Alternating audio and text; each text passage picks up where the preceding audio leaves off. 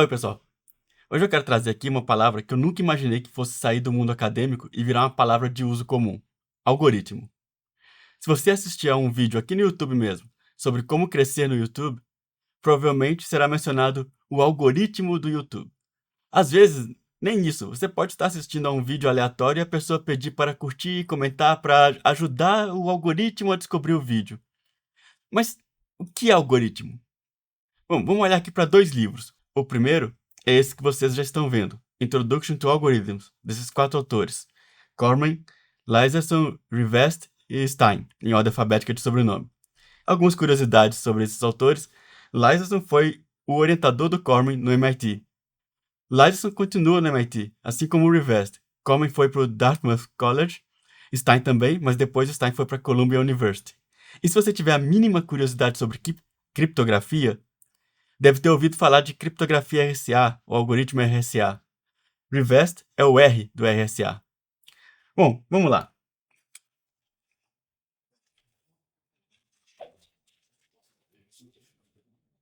O livro do Corman traz uma definição informal de algoritmo, como um procedimento computacional bem definido que recebe um valor ou um conjunto de valores como entrada e produz algum valor ou conjunto de valores como saída. Um algoritmo seria então uma sequência de passos computacionais que transforma a entrada na saída. Depois ele até dá um exemplo com ordenação. A entrada é uma sequência de números, chamamos aqui de A1, A2, AN, e a saída é uma permutação desses números de tal forma que o A1 linha da saída é menor ou igual a A2 linha, menor ou igual, assim sucessivamente, até o AN linha.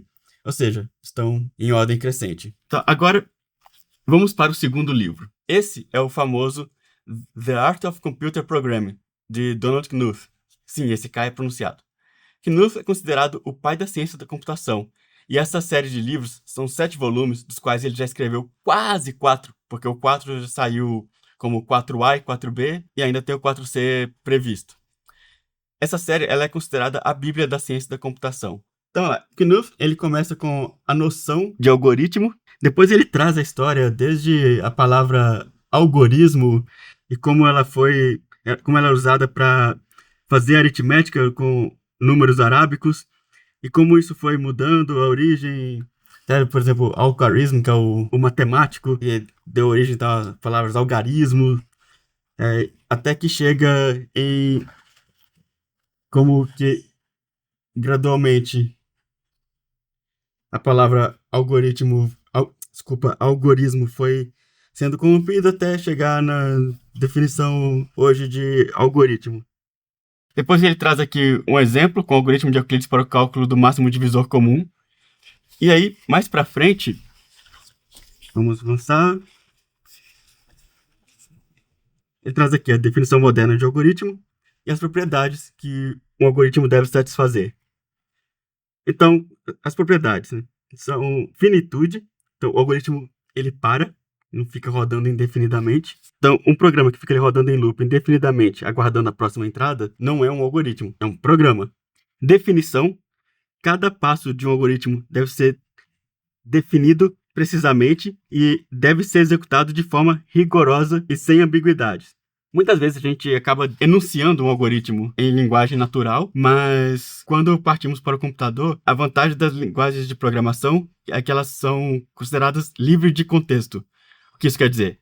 As instruções são definidas de forma que elas têm um significado que não depende do contexto onde ela está inserida. Entrada e saída. Um algoritmo ele pode ter 0 ou mais entradas, as quantidades que são dadas inicialmente para que o algoritmo comece, ou dinamicamente ao longo da execução do algoritmo. Por exemplo, naquele algoritmo de Euclides, as entradas eram os 2 números inteiros, m e n, que a gente queria calcular o máximo divisor comum entre eles. Repara que, diferentemente do Corman, Knuth ele aceita um algoritmo sem entradas.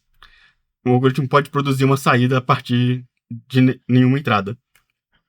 Mas, já na saída, o algoritmo ele tem uma ou mais saídas.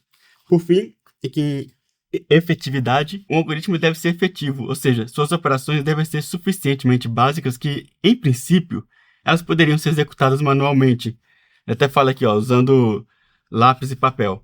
Talvez seja inviável na prática por causa do tamanho da entrada, quantidade de passos, etc. Mas cada passo em si, cada operação, ela é simples o suficiente para ser executada assim, com uma entrada de tamanho adequado para ser feito manualmente.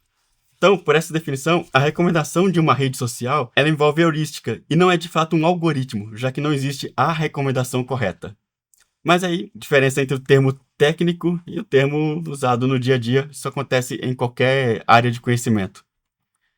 Bom, depois, temos formas também de demonstrar se um algoritmo é correto, ou seja, se de fato ele chega na resposta correta.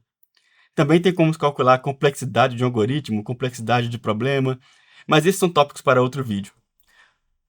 Obrigado pela atenção. Se você gostou, inscreva-se no canal para ajudá-lo a crescer, deixe seus comentários e compartilhe com alguém que você acha que se interessará pelo tema.